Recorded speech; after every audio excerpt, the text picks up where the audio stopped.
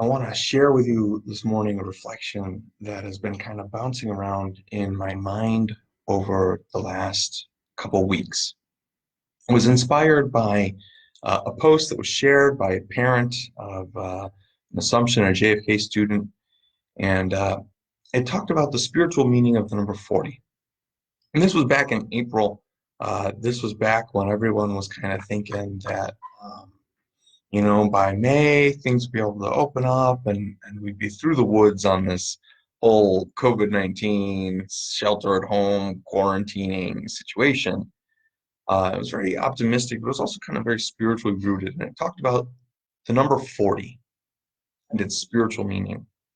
And it did some math and it said, from the day, certain lockdown procedures started happening until May 1st, which was the day that they thought things were going to open back up, it was 40 days.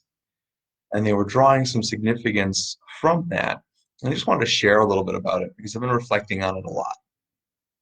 So the number 40 in the Bible has a spiritual value. Anytime you see a number in the Bible, it's important because it means more than just the number.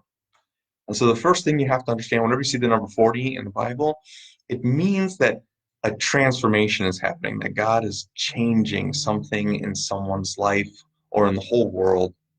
So important examples, Noah, it rains for 40 days and 40 nights. For Moses, he lives as a prince of Egypt for 40 years before he is exiled. He then spends 40 days on Mount Sinai before he's able to receive the Ten Commandments from God. The Israelites spend 40 years wandering in the desert, preparing to enter the promised land. Jesus spends 40 days fasting in the desert, preparing to enter his ministry. You see that it's all throughout the Bible, and it's very significant at times of transition and transformation. Big changes happen at the number 40.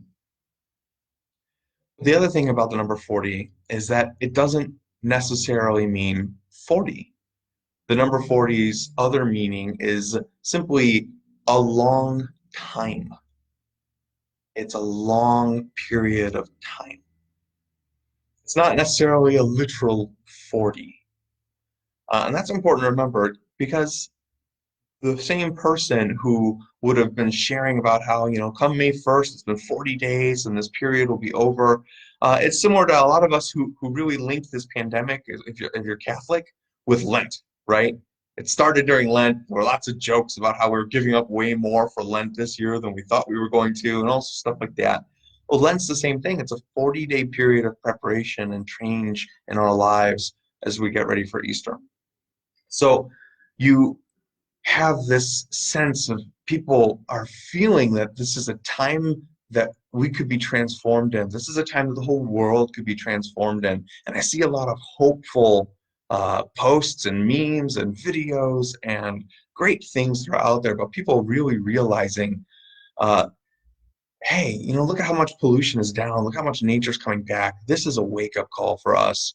And other people saying, hey, I've gotten way more time with my family. I've gotten way closer with my kids. We've been able to have family dinners and take walks together and nearly come to like wanting to murder each other, just like families used to, or other people were saying, for the first time in years, I really prayed.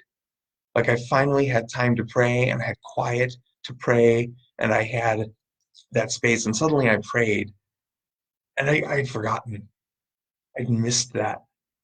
There's a lot of transformation going on in people's lives.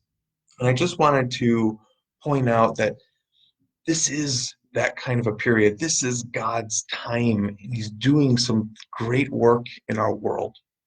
And so, a great question to ask yourself is don't be looking necessarily to the ending.